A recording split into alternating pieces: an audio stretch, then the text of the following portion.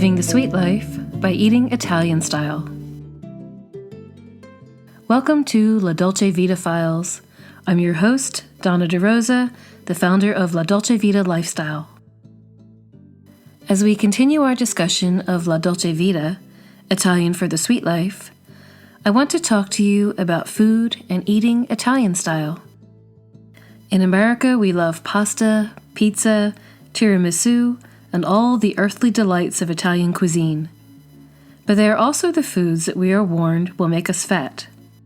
Too many carbs, too much white food, too much sugar and cream, blah blah blah. But yet, the people of Italy are not fat. In fact, they have a lower percentage of overweight and obese people than we do in the United States. And they have a longer lifespan than people in the US and all of the European Union. They are much less likely to suffer from heart disease, cancer, diabetes, and all the other illnesses that are associated with being overweight. So why are so many Americans overweight? Italians eat in moderation. They eat a diet rich in fresh, seasonal vegetables. They flavor foods with herbs and garlic instead of heavy creams and cheeses. They eat fruit for dessert. They enjoy meals slowly by serving several small courses.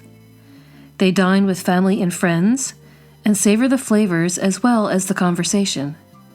They have water and wine on the table, and everything is allowed, so nothing is overindulged. Italians take pleasure in their meals.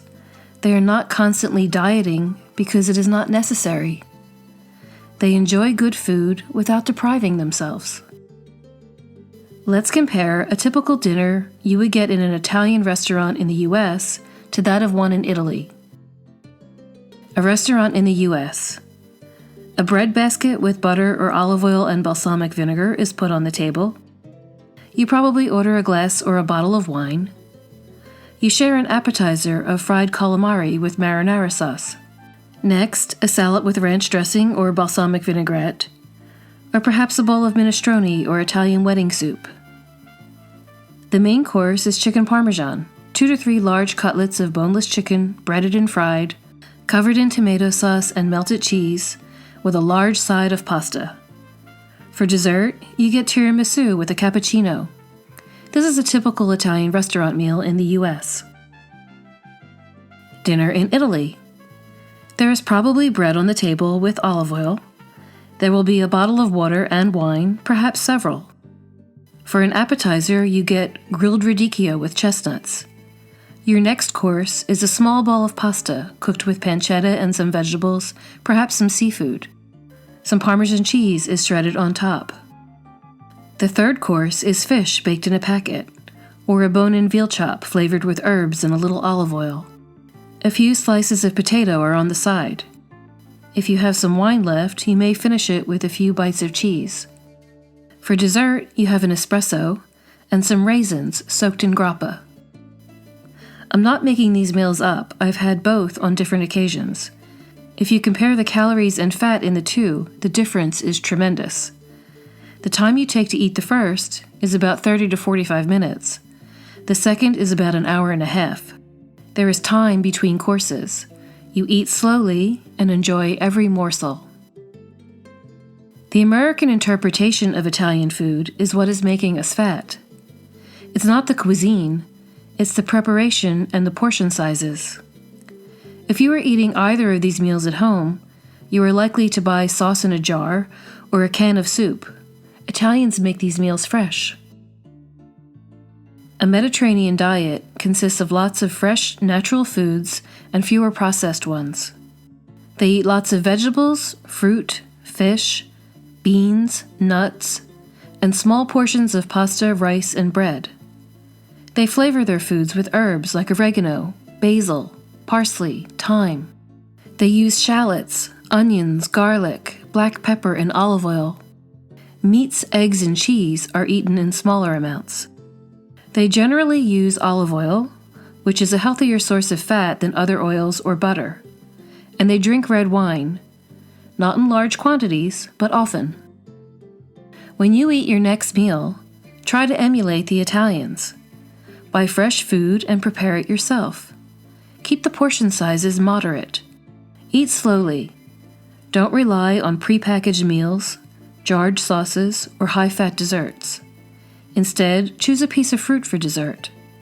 Try a cup of tea or a small espresso instead of a milky coffee drink. See if you feel any differently by eating this way. Good nutrition makes you feel better, look better, and live better.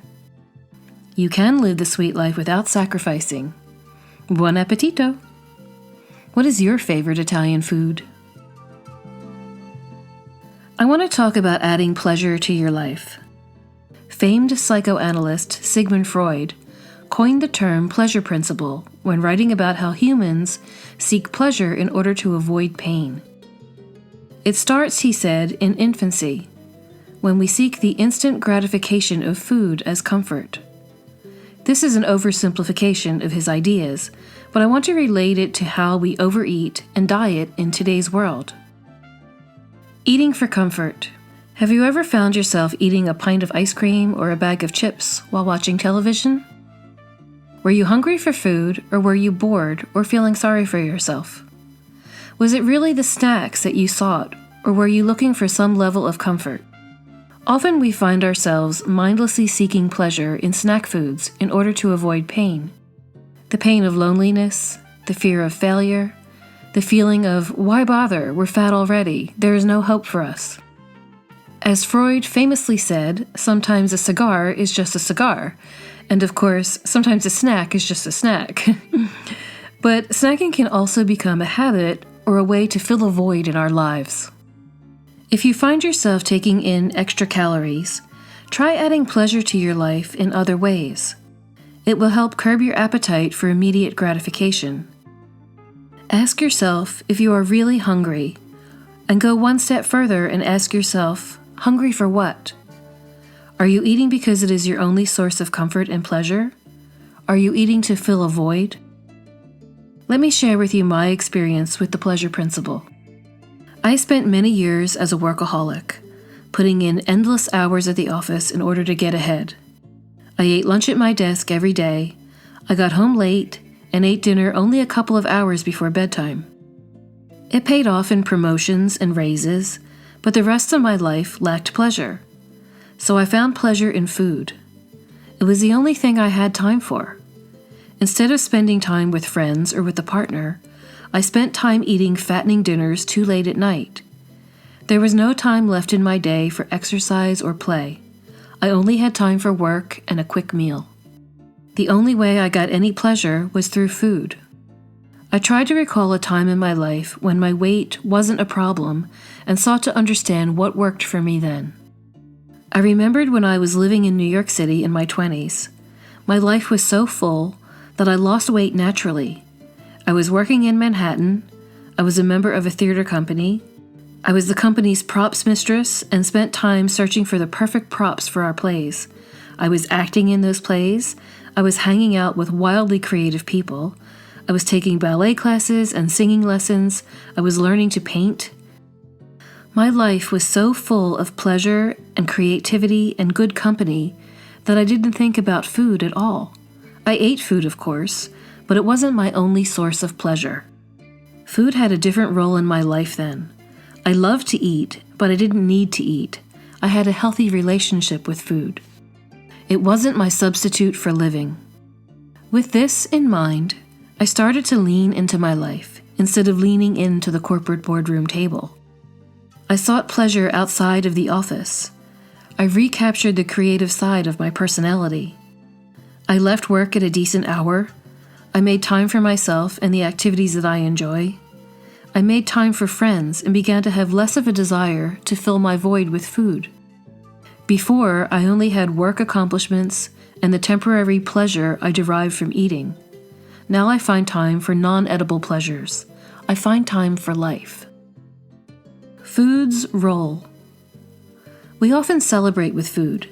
We have cake on our birthdays. We have big steaks or lobsters on our anniversaries. We reward our accomplishments with chocolates. What if you celebrate it with a manicure or a massage or a bubble bath instead? When you are bored, try reaching for a book instead of a bag of chips, or call a friend to say hello or hang out. At the office, take your lunch break outside at a picnic table, not rushed at your desk while digging through your email. Or schedule an afternoon walking break with coworkers. I'm not suggesting you give up the pleasures of the table. Eating is a part of life. I love good food. I love being in the company of friends while dining out. I love to explore new restaurants and types of cuisine. I love to cook. But I've learned to dine al fresco instead of al desco. I get out and enjoy life, instead of slurping back some pasta on my couch while watching TV alone. Seek pleasures outside of food. Fill your life with pleasurable activities so that food is not your only comfort. When you indulge yourself in other ways, you'll reach for food less often. That is how you make a lifestyle change. That is how you lose weight. As you know, I like to end each podcast episode by giving you some homework. I call them La Dolce Vita practices. The more you practice, the better you will get at living the sweet life. Your action item for this week is to dine al fresco. In Italian, the phrase al fresco means cool or in the fresh air. The phrase in English is used to refer to dining outdoors. Italians would actually use the phrase all'aperto instead. It means outdoors. Whether you prefer to say al fresco or all'aperto, make the time special. If you are lucky enough to have a backyard, set the mood with a pretty table cover and use your real plates, glasses, and utensils, not disposable paper. Add a centerpiece of flowers or candles. Invite over some friends and family and make the evening special. If you don't have a yard, venture out to a restaurant or cafe that has outdoor seating. Enjoy the fresh air and the people watching. Let someone else clean up for you. It doesn't have to be dinner. We have some lovely local wineries in southern New Jersey. I enjoy sitting out on their covered patio with a bottle of wine and an antipasto plate, usually consisting of a cheese selection, some olives, and roasted red peppers. Mediterranean eating at its best. I'll see you in the next episode where we'll discuss surrounding yourself with luxurious fabrics. Until next time, ciao! If you enjoyed this episode, sign up for weekly emails at donnaderosa.com.